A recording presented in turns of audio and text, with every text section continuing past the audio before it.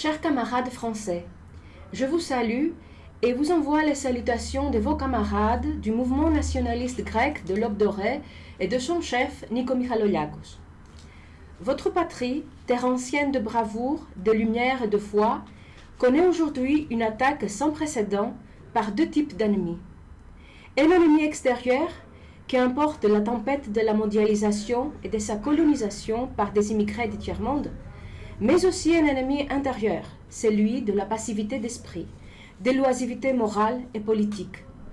Ces deux ennemis, avec le grand remplacement de population et l'hubris des avortements, font l'extinction prévisée de notre race.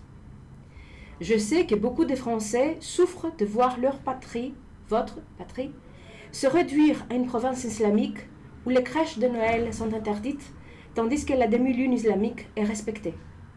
Sachez que vous n'êtes pas les seuls. Et surtout, vous n'êtes pas seuls. Partout en France, partout en Europe, il y a des voix qui s'élèvent pour l'amour de la patrie, pour le respect de la foi, pour le bienfait du peuple. Chez vous, il y a des traditionnalistes, des révolutionnaires, des royalistes, des catholiques pratiquants, des hommes et des femmes qui ne se définissent pas par ces catégories qui expliquent, mais qui certainement n'expriment qu'une partie de ce qui se trouve dans vos cœurs, vos esprits et vos âmes, et qui, j'en suis certaine, animent votre existence, qui demandent d'abolir la fausse monnaie qu'est ce monde infernal que nous prépare. Écoutez les cris de vos âmes. Sentez vos corps joindre vos racines. Élevez vos yeux vers le bleu paradis. Sentez en vous vos ancêtres et vos enfants.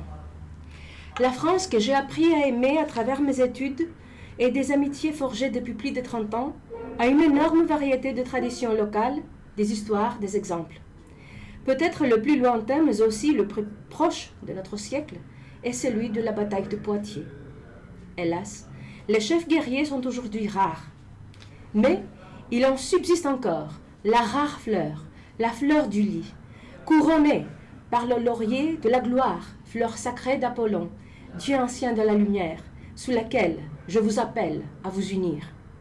Unissez-vous, gardez les leçons tirées de l'histoire des luttes de vos mouvements, sacrifices et combats personnels, mais pensez ensemble et agissez selon les données locales. Nous, à l'Aube dorée, nous avons pris la route difficile du redressement national. Oui, nous avons souffert, mais nous sommes aujourd'hui la troisième force politique du pays. Notre secrétaire général, nos députés, dont mon mari, ont été incarcérés pendant 18 mois. 2 de nos camarades ont été assassinés sous la terreur politique le 1er novembre 2013.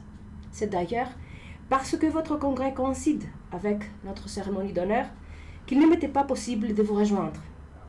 Mais assurez-vous, Yorgos et Manos sont présents aujourd'hui dans cette salle parce que notre esprit s'unit à vous avec nos vœux et notre sincère et total soutien. Soyez amoureux de la France, de la Grèce, de l'Europe. La tyrannie dogmatique de l'après-guerre ne nous touche pas.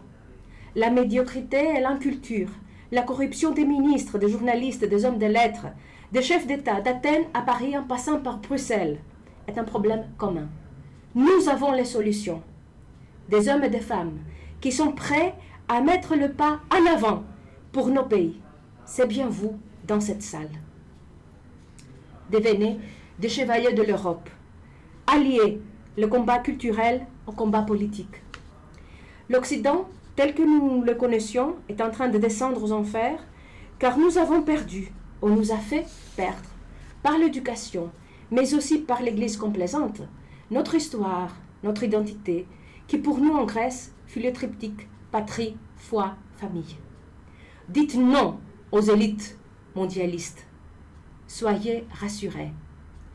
Dans l'obscurité viendra l'aube dorée à laquelle nous espérons, nous prions, nous élaborons. Vive le Parti nationaliste français, vive l'Europe de patrie.